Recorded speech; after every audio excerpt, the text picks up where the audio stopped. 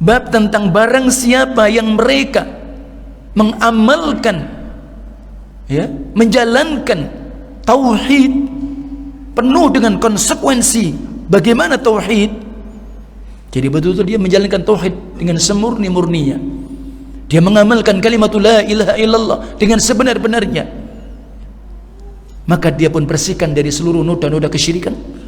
Dakhalal jannah, maka dia akan masuk surga bi ghairi hisab, tanpa hisab wala azab. Di situ tentunya makna bi ghairi hisab, maka wala azab, maka tidak diazab oleh Allah tabaraka wa taala. Sebab mereka ma'rifatuh, mengilmui dan mengenali kalimat tauhid atau kalimat la ilaha illallah atau tentang tauhid. Qul a'udzu bi rabbin nas malikin nas ilahin nas min syarril waswasil khannas alladzi yuwaswisu fi sudurin nas minal jinnati wan nas. Assalamualaikum warahmatullahi wabarakatuh. Innal hamdalillah nahmaduhu wa nasta'inuhu wa nastaghfiruh wa na'udzu billahi min shururi anfusina wa sayyiati a'malina. May yahdihillahu fala mudilla lahu wa may yudlil fala hadiya lahu. Wa asyhadu an la ilaha illallah wahdahu la syarika lahu iqraran bihi wa tauhida. Wa asyhadu anna Muhammadan 'abduhu wa rasuluhu sallallahu alaihi wa ala alihi wa ashabihi wa sallama tasliman katsira. Ya ayyuhalladzina amanu taqullaha haqqa tuqatih wa la tamutunna illa wa antum muslimun. Ya ayyuhan nasu taqu rabbakumul ladzi khalaqakum min nafsin wahidah wa khalaqa minha zawjaha وبث منهما رجالا كثيرا ونساء واتقوا الله الذي تساءلون به والأرحام إن الله كان عليكم رقيبا. يا أيها الذين آمنوا اتقوا الله وقولوا قولا سديدا يصلح لكم أعمالكم ويغفر لكم ذنوبكم ومن يطع الله ورسوله فقد فاز فوزا عظيما. أما بعد فإن أصدق الحديث كتاب الله وخير الهدى هدى النبي صلى الله عليه وعلى آله وسلم وشر الأمور محدثاتها فإن كل محدثة بدعة وكل بدعة ضلالة وكل ضلالة في النار. معاشر المسلمين والmuslimat, jamaah salat maghrib yang saya cintai dan saya hormati, barakallahu fikum jami'an. A'adhanallahu wa iyyakum minal bala'i wal waba' والأمراض وثبتنا الله وإياكم على الإيمان والإسلام وعلى الكتاب والسنة بفهم سلف الأمة. Syukur kita kepada Allah Azza wa Jalla mengawali istimak kita, kajian kita pada kesempatan malam hari ini, tentunya atas izin Allah Tabaraka wa Ta'ala, atas daya dan kekuatan yang Allah berikan kepada kita semua sehingga kita mampu untuk mengayunkan kaki-kaki kita, sanggup kita melangkahkan kaki-kaki kita dari tempat masing-masing, dari rumah kita masing-masing menuju rumah di antara rumah-rumah Allah. Tentunya bahwa kita hadir, kita ijtimak pada malam hari ini karena memang kita ingin mengamalkan, mengaplikasikan di antara berita gembira yang dikhabarkan oleh Rasulullah SAW tentang keutamaan majlis ilmu, tentang keutamaan majlis zikir, tentang keutamaan majlis tafaqquh fid din. Sebagaimana Rasul bersabda dan hadis dari sahabat Abu Hurairah, "Man jatama'a qaumun fi baitin min buyutillah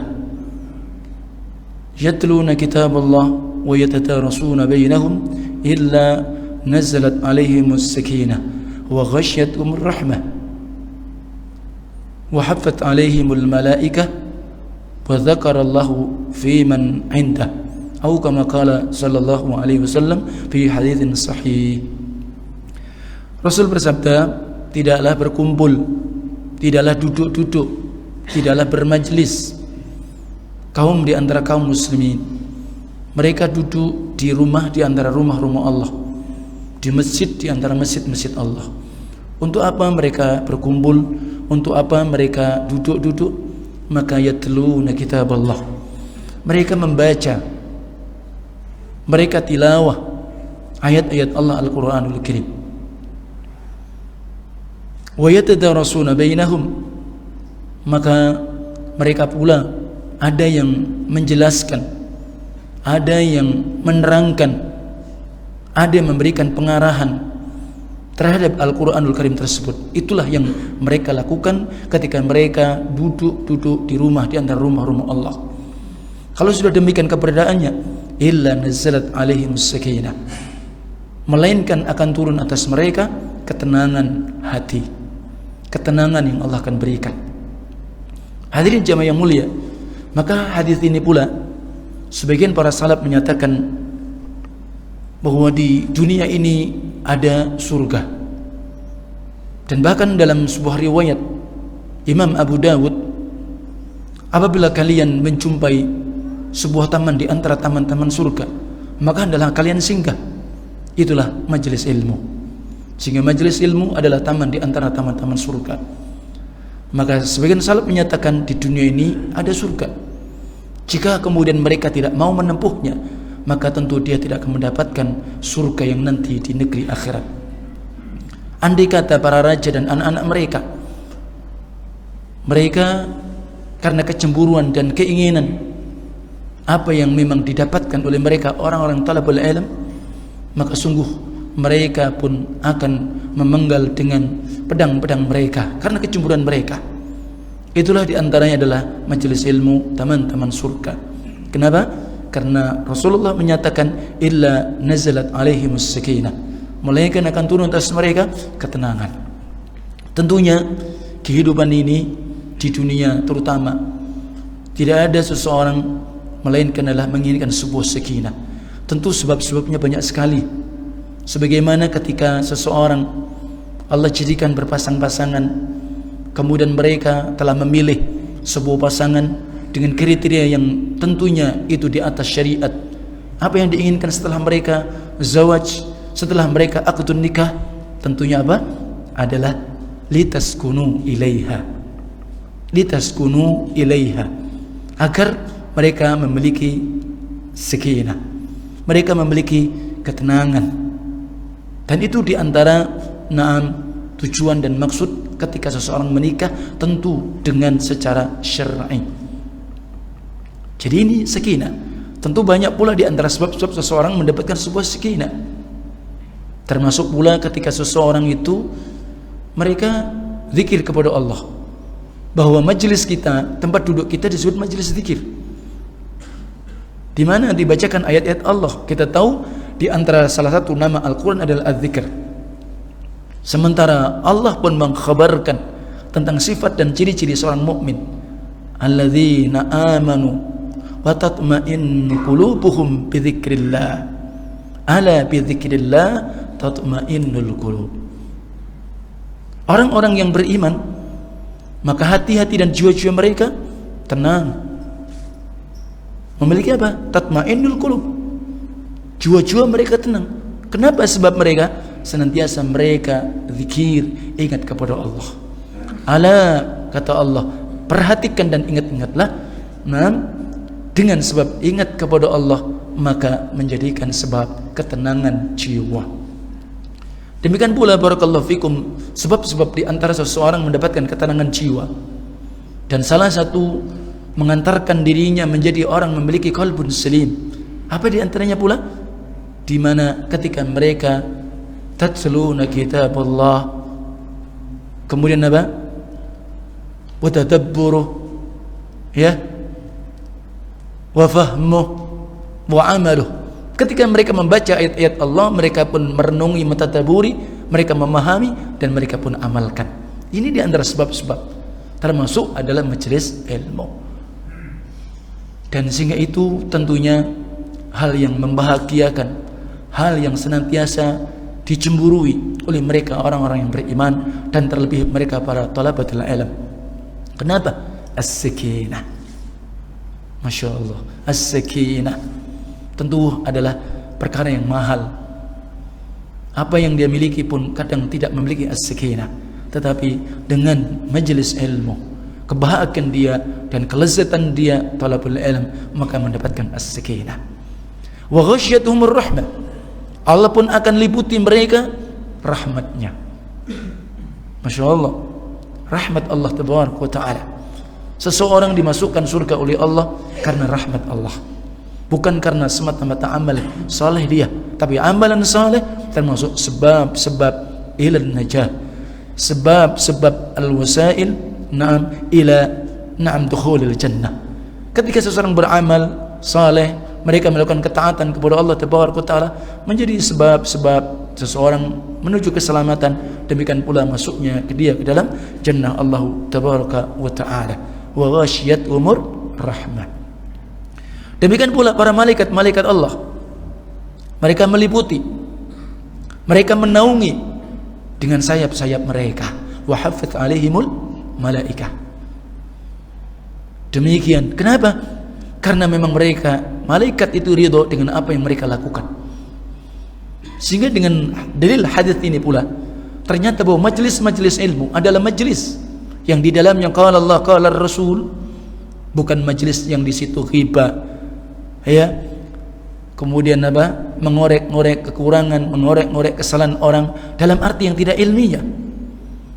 Dan berikutnya banyak hal yang mungkin memprovokasi dan semisalnya. Bukan itu, malaikat tidak sudi. Tentunya majelis itu yang memberikan motivasi kita apa? Agar kita takwa kepada Allah, agar kita semakin semangat ibadah kepada Allah tabaraka wa ta'ala. Malaikat pun ridho, malaikat pun juga mencari majelis itu. Dan majelis itu pun juga dihadiri oleh mereka para bangsa jin yang memang mereka muslim, mereka juga penuntut-penuntut ilmu. Jadi sehingga sebenarnya majelis ilmu itu bukan kita saja yang hadir, tapi mereka disebutkan dalam riwayat yang ada. Kemudian yang keempat, Allah tabaraka wa ta'ala pun banggakan, sebut-sebut majelis tersebut di hadapan para malaikat yang mulia.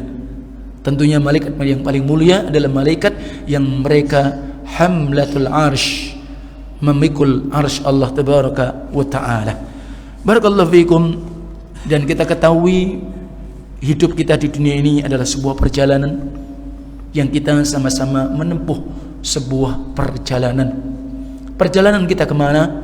Maka kemudian Allah pun sebutkan dalam Al-Quranul Karim dalam surah Az-Zariyat pada ayat 50, fafirru ilallah inni lakum minhu nadhirum mubin.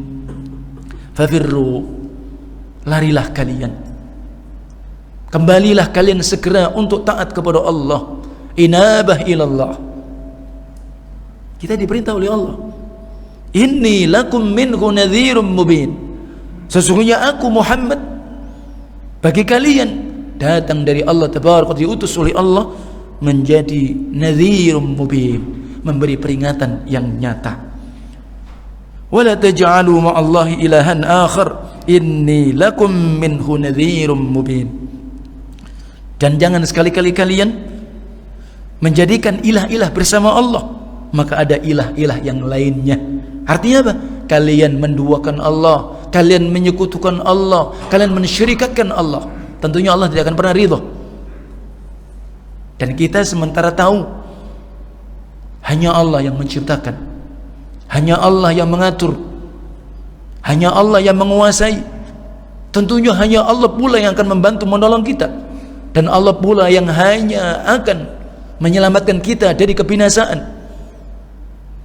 Allah yang bisa menolong kita, Allah yang akan mengangkat penyakit-penyakit kita, Allah pula yang menyembuhkan kita, Allah pula yang akan mengangkat seluruh bala dan wabah ini. Kalau kalian sudah tahu, maka jangan kalian jadikan di samping Allah, bersama Allah, ada ilah-ilah selain Allah. Inni lakum minhu nadhirum mubin, sesungguhnya aku Rasulullah Muhammad bagi kalian datang dari Allah memberi peringatan yang nyata. Hadirin jamaah yang mulia, barakallahu fikum. Tentunya kita ketahui perjalanan itu adalah kita menempuh lahan amal-amal saleh, amal-amal kebaikan. Tentu itu yang menjadi bekal kita, yang akan menyelamatkan kita, yang akan mengantarkan kita kepada Allah Tabaraka wa Ta'ala. Keadaan kita yang demikian, sebagaimana kita maklumi, hampir kita masuki mungkin 2 tahun dalam kondisi yang seperti itu yang kita maklumi, maka kita harus tetap yakin, kita tetap harus tanamkan di dalam diri kita, maka Allah insya Allah akan ganti yang lebih baik. Sayaj'alullah ba'da usri yusra. Sayaj'alullah, Allah akan menjadikan ba'da usri yusra, setelah kalian berada dalam masa-masa sulit, masa-masa sukar, masa-masa yang mungkin kalian tidak sukai, maka Allah akan ganti dengan masa-masa dan keadaan yang mudah. Dengan persyaratan, hadirin jamaah yang mulia, tentu Allah akan berikan kita al-makhraj, jalan keluar apapun, tapi dengan sebuah sebab-sebab yang kita tempuh. Maka Allah ingatkan kita di dalam Al-Quranul Karim dalam surah At-Talaq, di dalamnya pada penggalan ayat 2 dan kemudian dilanjutkan pada ayat 3. Wa may yattaqillaha yaj'al lahu makhraja wa yarzuqhu min haitsu la yahtasib wa may yatawakkal 'ala Allahi fahuwa hasbuh innallaha balighu amrih qad ja'alallahu likulli syai'in qadra. Siapapun, barang siapa yang bertakwa kepada Allah, memperbaiki ketakwaan dia kepada Allah, dia berusaha untuk takwa yang sebenar-benar takwa, tentunya menjalankan perintah Allah dengan bukti-bukti dan hujah-hujah kebenaran, dibangun di atas ilmu, dia menjalankan perintah karena semata-mata berharap al-ajr, al-thawab min Allah Tabaraka wa Ta'ala. Dia ingin dapat pahala, ingin dapat pujian, ingin dapat ganti yang terbaik hanya dari Allah, ikhlas. Demikian pula ketika mereka meninggalkan larangan-larangan Allah juga karena hujjah, karena ilmu, dan dia tinggalkan larangan itu juga karena takut daripada azab iqab Allah Tabaraka wa Ta'ala.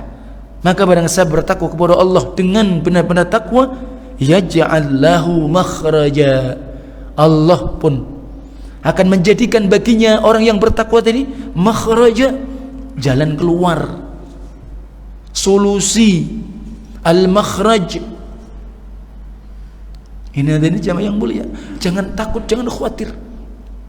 Berarti kalau kemudian kita terus, kok kita sulit dan sulit, kita kok terasa berat dan berat, sempit dan sempit, maka mestinya kita pertanyakan, sudahkah kita takwa kepada Allah Azza wa Jalla? Apakah sudah kita perbaiki ketakwaan kita kepada Allah Azza wa Jalla? Mungkinkah Allah akan menyelisih janjinya? Sementara kita masih ingat, innallaha la yukhliful mi'ad, sesungguhnya Allah tidak akan pernah menyelisih janjinya. Wa yarzuqhu min haitsu la yahtasib, dan Allah pun akan anugerahkan sebuah rizki yang datang kepada mereka orang yang bertakwa tadi, min haitsu la yahtasib, yang tidak terduga, yang tidak tersangka-sangka. Dan rizki itu bisa saja berupa materi, bisa berupa kesehatan, bisa berupa keluarga yang masya Allah sakinah, keluarga dan istri-istri yang mereka taat kepada Allah, yang senantiasa mereka beribadah kepada Allah. Bukankah itu rizki? Bukankah itu sebuah kebahagiaan dan itu fadlah dari Allah? Jawabannya tentu na'am.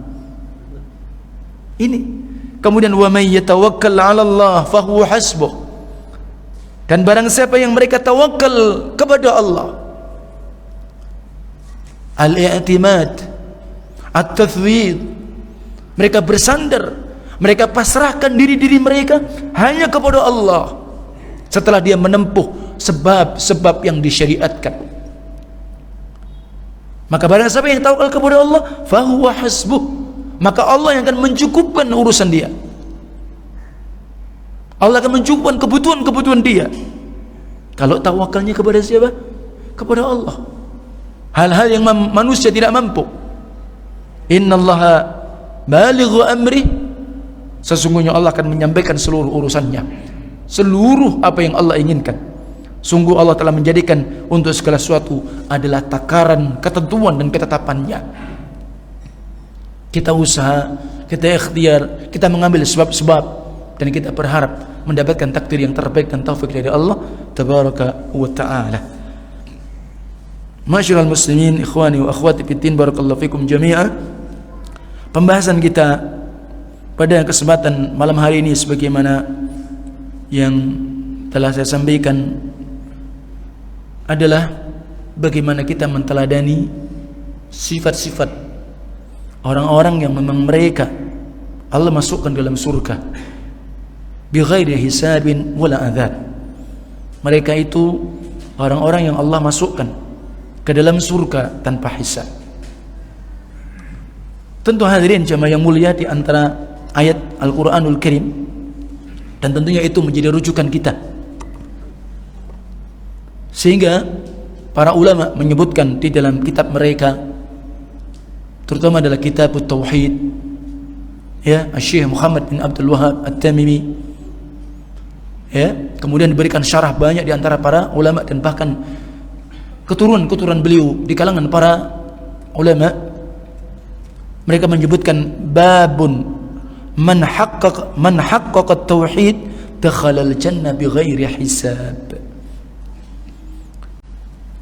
Bab tentang barang siapa yang mereka mengamalkan, ya, menjalankan tauhid penuh dengan konsekuensi. Bagaimana tauhid? Jadi betul-betul dia menjalankan tauhid dengan semurni-murninya. Dia mengamalkan kalimatul la ilaha illallah dengan sebenar-benarnya. Maka dia pun bersihkan dari seluruh noda-noda kesyirikan. Dakhalal jannah, maka dia akan masuk surga bighairi hisab, tanpa hisab. Wala azab. Di situ tentunya makna bighairi hisab, maka wala azab, maka tidak ada azab oleh Allah tabaraka wa taala.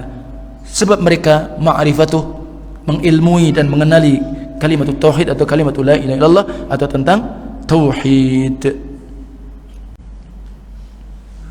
Allah berfirman sebenarnya dalam Al-Qur'anul Karim, disebutkan dalam surat Al-Mu'minun, innal ladzina hum min khasyati rabbihim mushfiqun wal ladzina hum bi ayati rabbihim yu'minun walladzina hum bi rabbihim la yusyrikun. Sesungguhnya mereka orang-orang yang memiliki sifat, mereka itu berhati-hati karena rasa takut yang ada pada mereka, takut dengan azab yang Allah sanksikan kepada mereka, sehingga mereka adalah orang-orang yang apa? Yang berhati-hati. Mereka berhati-hati, mereka itu karena takut akan azab Rabb mereka. Dan mereka pula walladzina hum bi ayati rabbihim yu'minun. Dan mereka adalah orang-orang yang kepada ayat-ayat Allah mereka beriman. Mereka beriman dengan ayat-ayat Allah. Nih, mereka meyakini, mereka mengimani dan seluruh ayat-ayat Allah. Maka tentunya al-asal adalah muhkamat. Walaupun kita tahu ada ayat mutasyabihat, tapi dasar asal ayat-ayat dalam Al-Quran adalah muhkamat, terperinci dan kita paham. Hanya ada ayat-ayat mutasyabihat, ayat-ayat yang hakikatnya kita nggak tahu maknanya. Semisal ayat-ayat yang huruf-huruf di awal surah seperti di awal surah Al-Baqarah, awal surah Ali Imran, kemudian pula di dalam surah Al-Qalam, Yasin, Toha, kan ada kalimat itu. Kadang hanya satu huruf, Shad, Nun. Ada kadang 3 huruf. Ada sampai kemudian berapa? 5 huruf. Seperti surat Maryam ya. Nah ini, itu ayat mutasyabihat. Nah, jadi mereka beriman. Semacam ada 2 huruf, Toha, Yasin. Nah, kebetulan ada Pak Yasin ini namanya. Baik, Masya Allah. Doa orang tua ya, dinamakan surat apa? Pak Yasin ya, Pak Yasin ya. Masya Allah. Baik. Jadi ini di antara ayat-ayat mutasyabihat, tetapi itu tidak perlu kita artinya kita nggak perlu terlalu jauh mentakwil untuk itu, karena akhirnya Allah yang Maha tahu. Baik. Kemudian walladzina hum bi rabbihim la yusyrikun, dan mereka adalah orang-orang kepada Rabb mereka Allah Jalla Jalaluhu la yusyrikun, tidaklah menyekutukan Allah Tabaraka wa Ta'ala. Jadi sifat mereka apa? Berhati-hati, takut dengan siksa, berarti takut dengan neraka. Ini ciri. Kemudian mereka apa? Beriman dengan Al-Quranul Karim. Walaupun kita tahu ada ayat pula secara umum, ada ayat kauniyah, ada ayat syar'iyah. Ayat yang kauniyah, ayat-ayat yang bersifat ya tanda-tanda kebesaran Allah, penciptaan langit dan bumi, ya enggak? Kan seperti itu disebutkan dalam Al-Quran kan? Inna fi khalqis samawati wal ard wa ikhtilafil laili wan nahar la ayatil li ulil albab.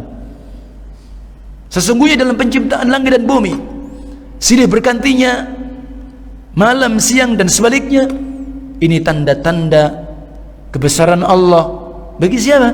Ulul albab, orang-orang yang cerdas, orang-orang yang mereka menggunakan akal mereka yang dibimbing dengan iman, dengan ilmu. Ulul albab, mereka tundukkan akal yang Allah berikan. Akal Masya Allah, ya kan? Dengan akalnya semakin dia mantap, semakin dia faham, akhirnya mereka menjadi beriman. Ini di antara ayat-ayat kauniyah. Masih banyak yang lain, demikian pula ayat-ayatnya syari'iyah yang termaktub di dalam kitab-kitab suci Allah Tabaraka wa Ta'ala. Kemudian apa? Mereka tidak menyekutukan Allah. Artinya apa? Mereka ahlu tauhid. Itu ciri-ciri yang bisa kita kita ambil faidah, ambil manfaatnya. Kemudian hadis-hadis yang menyebutkan, ini yang kita akan bacakan, hadis yang agung dan mulia, sebuah kisah awalnya di 2 tabi'in. Nanti akan disebutkan 2 tabi'in. Jadi generasi tabi'in itu adalah generasi setelah sahabat. Mereka berguru dengan para sahabat Nabi sallallahu alaihi wasallam. Baru kemudian generasi berikut namanya atba'ut tabi'in. Itu generasi berikutnya. Baru kemudian setelah itu adalah kita kenal dengan imam-imam yang 4. Itu muncul setelah generasi atba'ut tabi'in. Nah,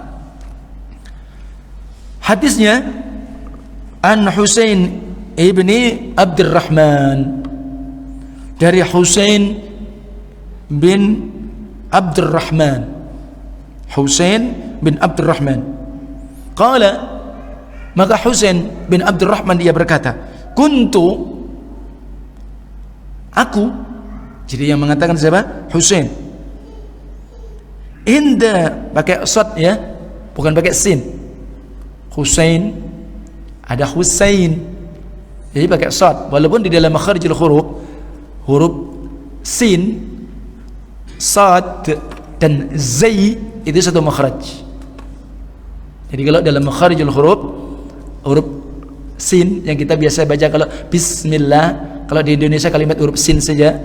Kemudian sad, huruf sad, dengan kalau Indonesia SH, pakai ada SH, dengan zai, huruf Z kalau di Indonesia. Ini satu makharijul huruf, hanya beda sifatul huruf.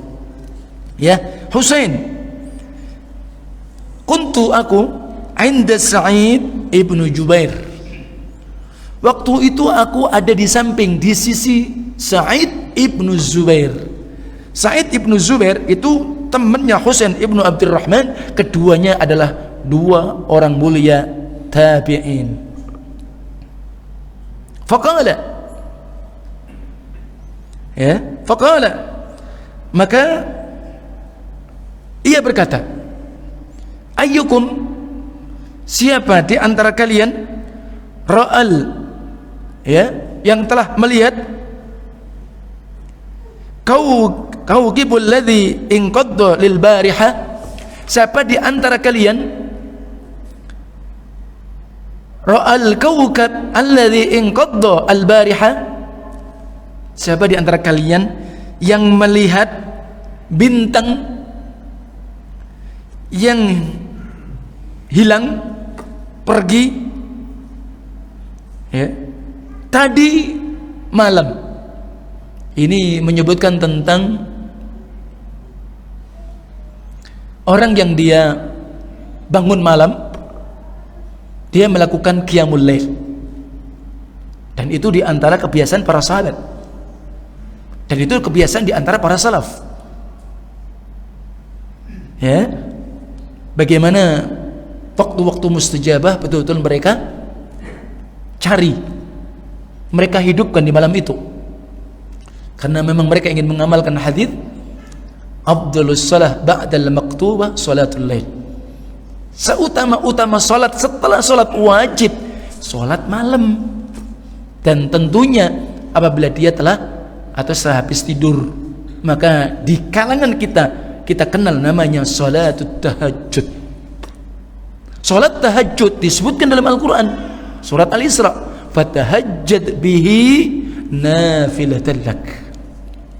Tahajudlah kalian, hukum asalnya diwajibkan untuk Rasul sallallahu alaihi wasallam. Maka bertahajudlah kalian. Dengan tahajud itu nafilatan lak, menjadi nafilah buat kalian. Asa ayyab'atsaka rabbuka maqaman mahmuda, semoga dengan kalian salat tahajud, ya, Allah pun akan berikan untuk kalian kedudukan yang terpuji. Maka sampai ayat Quran menyebut seperti itu. Ternyata salah satu sifat kebiasaan dulu para salaf, itulah mereka menghidupkan. Disebut tahajud, dia membuang tidur. Tadi kan mestinya tidur kan, waktu-waktu yang itu enak tidur, tapi karena dia buang waktu itu untuk dia tahajud, maka di situ keutamaannya. Terlebih apabila itu sepertiga terakhir malam, Allah turun ke langit dunia. Siapa yang meminta kepadaku, aku akan beri. Siapa yang minta ampun kepadaku, maka aku ampuni. Ya. Siapa yang berdoa kepadaku, akan aku kabulkan. Masya Allah, Allah yang berfirman. Jadi seperti itu, dan itulah kebiasaan mereka. Taib, kemudian dilanjutkan, fakultu ana, saya yang tahu. Summa qultu amma inni lam akun fi shalah. Kemudian aku bertanya, adapun sesungguhnya aku tadi malam ketika aku tahu akhir-akhir malam, aku dalam keadaan tidak sholat. Jadi dia kena uzur, tidak sholat. Lakinni ludirtu, karena ketika itu aku kena sengatan binatang yang beracun. Ini terjadi. Jadi mungkin nih, kalau di kita mungkin insya Allah ya paling sangat kecil ya. Kenapa? Mungkin kita terang. Jadi kalau sholat malam biasanya kita ingin tidak terlalu terang, mungkin agak remeng-remeng kan begitu ya. Nah, jadi kalau dulu di kalangan salaf, jadi seperti itu, agak gelap begitu, sehingga ya karena masih pasir aslinya begitu. Jadi masjid-masjid Rasul, keadaan rumah-rumah mereka, ya kita tahu bagaimana di Saudi, bagaimana di Medina, bagaimana kemudian di Makkah, itu masih lebih-lebih di masa itu. Kalau masa sekarang sudah Masya Allah, ya. Kalau asli penduduk mereka kadang-kadang nomaden mereka, itu mereka. Jadi seperti itu kondisinya. Jadi aku ketika itu tidak sholat karena apa? Aku disengat. Naam. Terus kemudian Ditanyakan, fama sona'ta, kemudian apa yang kalian lakukan ketika kemudian kalian itu disengat? Qultu istarqaitu, karena aku disengat. Bisa jadi kalajengking, bisa jadi hewan yang lainnya, bisa saja mungkin ular. Terus apa yang kau lakukan? Jadi tabi'in yang satu ini bertanya, istarqaitu, itu kalimatnya seperti itu. Kemudian juga disebutkan di samping istarqaitu, artinya aku meminta untuk diruqyah. Nah, ini kalimat ruqyah ya. Jadi aku minta diruqyah. Qala fama hamalaka ala dzalika, kok kamu minta diruqyah? Maka dia ditanya, terus kok kamu melakukan seperti itu? Apa hujahmu? Apa dalilmu? Nah, ini keadaan mereka dulu begitu. Jadi melakukan apapun itu mesti ditanyakan. Maka qultu hadithun haddatsanahu asy-Sya'bi, yaitu sebuah hadis yang telah mengkhabarkan kepadaku asy-Sya'bi. Faqal, Sya'bi pun juga berkata, wa ma haddatsakum asy-Sya'bi, apa yang kemudian diberitakan kepadamu asy-Sya'bi? Qultu haddatsana an Buraidah ibni Husayb al-Aslami annahu qala. Waktu itu Sya'bi mengatakan telah mengkhabarkan kepadaku dari Buraidah ibnu Husayb al-Aslami annahu qala, dan dia pula berkata, la ruqyata illa min ainin aw humatin, tidak boleh meruqyah dan tidak ada ruqyah kecuali karena ain atau karena hummah, sengatan hewan beracun. Ain artinya sihir ain. Jadi ini asal ruqyah itu begitu. Jadi asalnya ruqyah seperti itu. Nah, apa itu ruqyah? Ruqyah itu doa-doa, ruqyah itu jampi-jampi kalau bahasa kita. Maka dalam ruqyah, pengobatan dengan doa, dengan jampi-jampi, maka ada yang ruqyah syar'iyyah, ada ruqyah syirkiyah, ada ruqyah bid'ayyah. Ada jampi-jampi doa-doa yang itu disyariatkan. Ada pula doa jampi-jampi itu ternyata mengandung kesyirikan. Ada pula di situ ada kebid'ahan. Nah, ini yang perlu difahami. Dan Nabi membatasi tidak ada ruqyah maka kecuali karena apa tadi? Karena ain. Karena apa? Karena pula adalah sebab sengatan hewan yang beracun.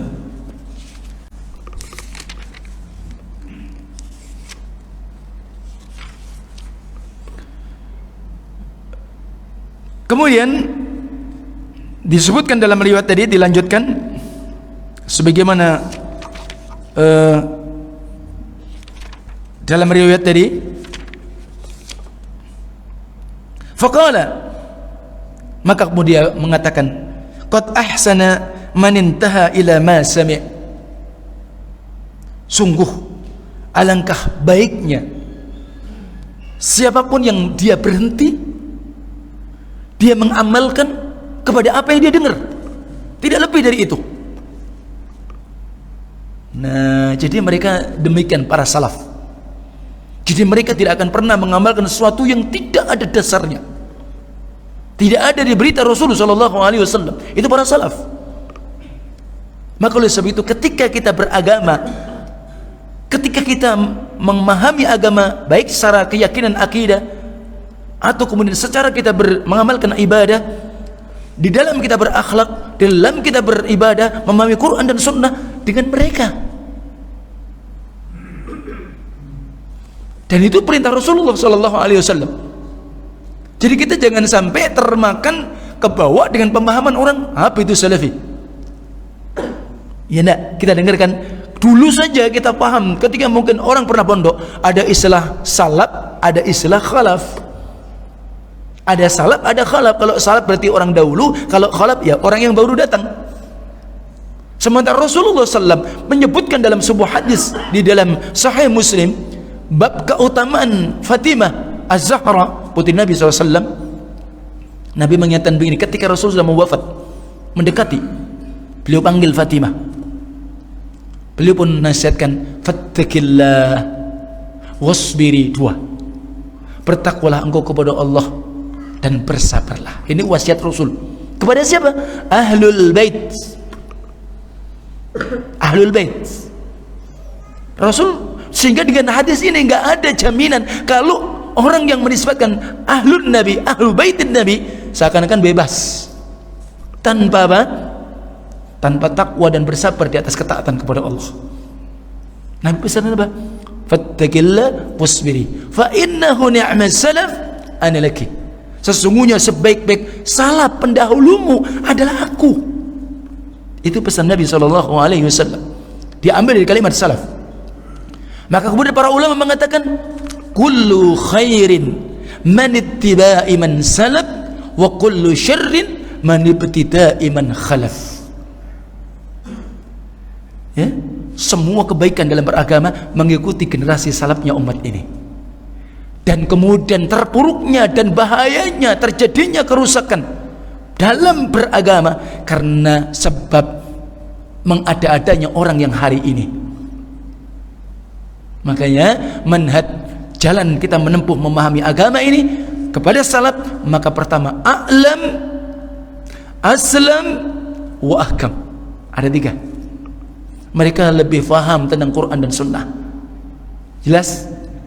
Apakah ada yang bisa melebihi kefakihan dan fahaman mereka terhadap Quran dan Sunnah? Tidak ada. Mereka. Kemudian mereka aslam, jalan mereka lebih selamat. Kemudian apa? Ahkam, mereka lebih bijak. Tadi di dalam satu riwayat saja bagaimana realita mereka banyak hal. Coba bayangkan orang kesengat loh, orang kena ain loh. Sementara dalam kehidupan kita, Masya Allah, lebih mungkin di daerah-daerah kampung, di daerah-daerah mungkin pemukiman, atau mungkin mereka ahlul jabal, ahlul bawadi, pegunungan, lembah-lembah. Waduh, yang namanya orang pinter, wah itu sudah jadi begini. Ya enggak? Tiap apa-apa, kamu jangan lupa datangi orang pinter atau orang tua. Maaf orang tua, kalau orang tua ya tapi maksudnya dalam tanda kutip kan. Begitu. Sudah saking bingung kita sudah tidak mikir lagi karena orang sakit. Maka sementara kalau orang itu kondisi sakit, ya sudah, kadang apapun saja karena pengen sembuh, pokoknya sudah. Ibaratnya orang ngomong apa, wes sudah pokoknya berobat. Tidak tahu bagaimana, apakah itu menyelisih syariat, apakah itu dia nanti terjatuh pada syirik, dia nggak tahu. Bahaya kan? Nah, tapi mereka para salaf dalam kondisi seperti itu, mereka pun tetap memegangi bagaimana adillah. Panjang sudah Isa. Masya Allah, ya boy. Tayyib, sampai mana tadi? Baru sampai yang disebutkan di sini, tidak ada ruqyah kecuali ain dan hummah. Kemudian apa? Sungguh orang yang paling baik di mana adalah orang yang mereka berhenti mencukupkan dari apa yang dia dengar dari riwayat-riwayat yang sahih tadi. Baru kemudian walakin haddatsana Ibnu Abbasin anin Nabi sallallahu alaihi wasallam. Baru telah mengkhabarkan kepada kami sahabat Abdullah Ibnu Abbasin radhiyallahu anhuma. Ternyata sampai di sini dulu. Episodenya dilanjutkan untuk pertemuan berikutnya insyaallah. Ya bersabar. Bila mungkin ada pertanyaan dipersilakan. Tadi bab yang pertama apa? Bagaimana ciri dan sifat-sifat orang-orang yang mereka yang menunaikan, menjalankan tauhid dengan semurni-murninya, maka mereka Allah masukkan dalam surga tanpa hisab, artinya tanpa azab. Dan mereka pertama ciri-ciri mereka apa tadi? Mereka takut dengan azab Allah, berhati-hati, kemudian mereka beriman dengan ayat-ayat Allah, dan kemudian apa? Mereka tidak menyekutukan Allah tabaraka wa taala. Apakah situasi seperti sekarang ini sudah kembali kewajiban sholat berjamaah di masjid bagi laki-laki yang tidak memiliki uzur? Taib. Barakallahu fikum. Saya ingin menukil perkataan Imam Ibnu Abdul Bar, Imam Al-Mundhiri terutama ya. Salat tentang berjamaah hukumnya memang ada khilaf di antara para ulama. Ada yang menyatakan sunnah muakkadah, ada yang menyatakan wajib. Al-rajih yang terkuat pendapatnya adalah bagi laki-laki yang tanpa uzur maka hukumnya wajib dengan persyaratan dia mendengar suara azan. Salat berjamaah maka di sana ada uzur. Sebagaimana salat Jumat. Maka disebutkan di situ kesepakatan para ulama, maka diberikan uzur untuk tidak hadir menjalankan ibadah Jumat dan salat berjamaah apabila ketika itu terjadi wabah penyakit yang dia khawatirkan, ya, terjadinya wabah atau dia takut kalau dia tertular, dan ini tanpa khilaf. Nah, dulu di masa Umar ibn Khattab, di masa Rasulullah SAW, pernah ada namanya ta'un. Ta'un itu tidak sebagaimana efeknya, masalahnya sebagaimana di masa-masa kita, dan bahkan ilmu kedokteran di waktu itu masih minim. Itu pun dikenal dengan ta'un amwash. Di Syam 70.000 kaum muslimin pun wafat karena ta'un. Bahkan gubernur pun meninggal ketika itu. Adapun kita sudah maklumi di masa kita ilmu kedokteran medis sudah Masya Allah. Jadi kita tanpa pungkiri bahwa yang namanya penyebaran COVID-19 maka itu sesuatu yang dikhawatirkan, dan betul-betul itu waqi'iyah terjadi, bahwa banyak yang sebab itu meninggal. Demikian pula sakit dan beratnya bagaimana menanggung sakit. Bukan berarti kemudian tidak ada yang sembuh. Yang sembuh pun alhamdulillah juga banyak, tetapi itu membahayakan. Nah, artinya apa? Bahwa apakah wabah itu sudah dalam arti hilang, yang menentukan siapa, yang menyampaikan siapa? Ya jelas ahlinya kan. Saya antum tidak ada komentar untuk itu. Jangan kita sampai menyampaikan sudah tidak ada. Kenapa? Kita ditegur sama Rasulullah SAW. Idza wusidal amru ila ghairi ahli fantadhiri sa'ah. Rawahul Bukhari. Kalau sebuah urusan semua orang ngomong bukan ahlinya, maka tunggu kehancurannya. Jadi saya antum enggak ada. Ya, dalam hal ini ya sudah pemerintah yang memang itu. Kalau memang itu sudah dikatakan sudah, ya alhamdulillah kita kembali. Tapi kalau selama masih dalam level, nah ya berarti masih ada uzur di situ. Tapi ketika memang di tempat itu ya ada istilah zona kan, sudah aman, antum tetap menjaga diri antum sehat tidak sakit, ya sudah bismillah, tentunya afdal. Tapi kita tidak bisa melarang dan tidak bisa menyalahkan orang yang tetap kekhawatiran dia sakit tertular, dia tidak ambil itu dan ambil uzur, kita pun tidak bisa menyalahkannya. Bisa dipahami? Ada bukan tidak ada, karena hati-hatinya Masya Allah. Jadi gitu ya.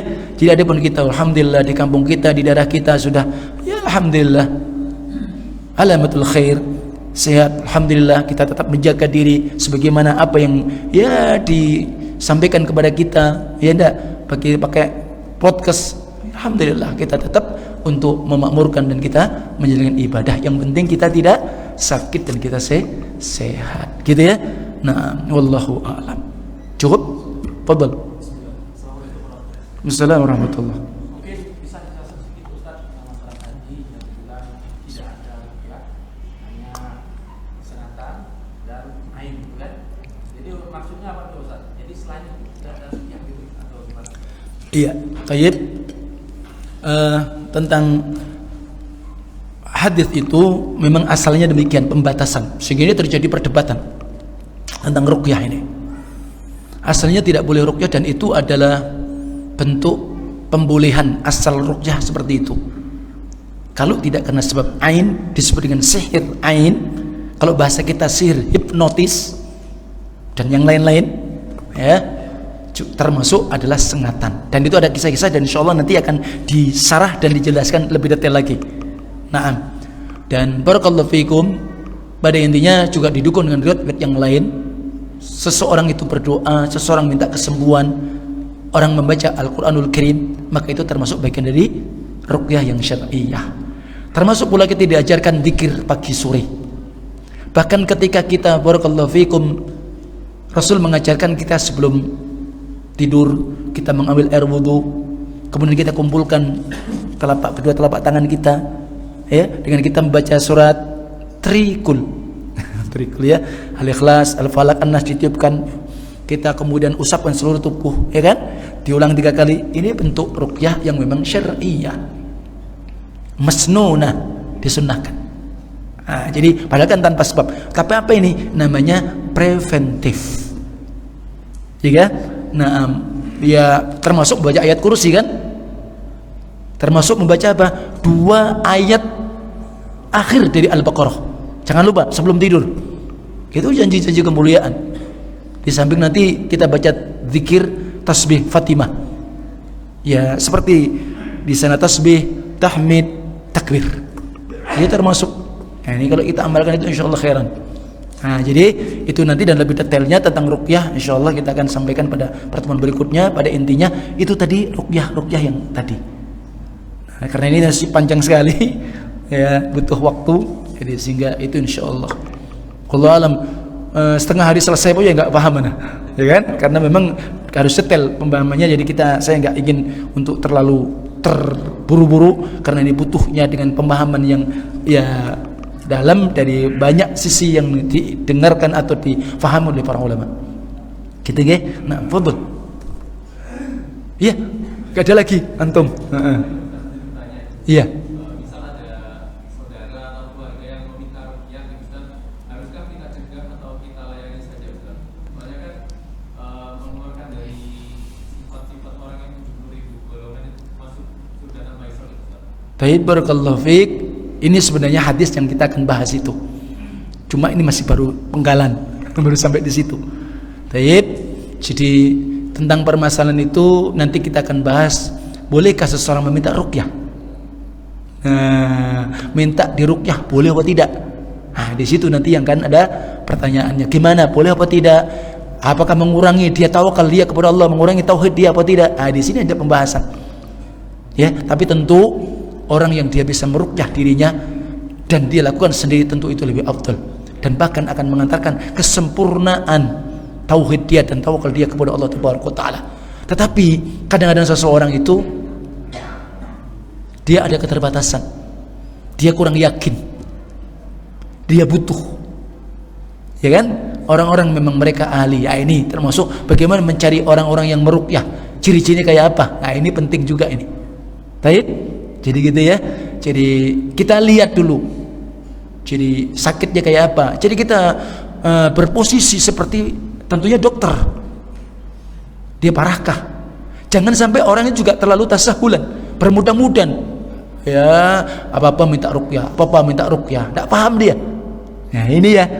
Padahal sementara kita sendiri bisa meruqyah diri kita. Bagaimana enggak kita kuatkan, kita tingkatkan tauhid kita, tawakal kita kepada Allah Taala dengan kita melakukan amal-amal tadi. Nanti insya-Allah membahasnya panjang. Pengobatan ala Nabi itu kayak apa? Nah, disebut dalam hadis-hadis nanti. Itu yang kita tempuh. Baik, itu insya-Allah taala. Tapi sabar dulu. Gitu ya. Nah, cukup dulu insya-Allah taala. Wassallallahu ala nabiyyina Muhammad wa akhiru da'wana alhamdulillahi rabbil alamin. Subhanakallahumma wa bihamdika asyhadu an la ilaha illa anta astaghfiruka wa atubu ilaik. Assalamualaikum warahmatullahi wabarakatuh.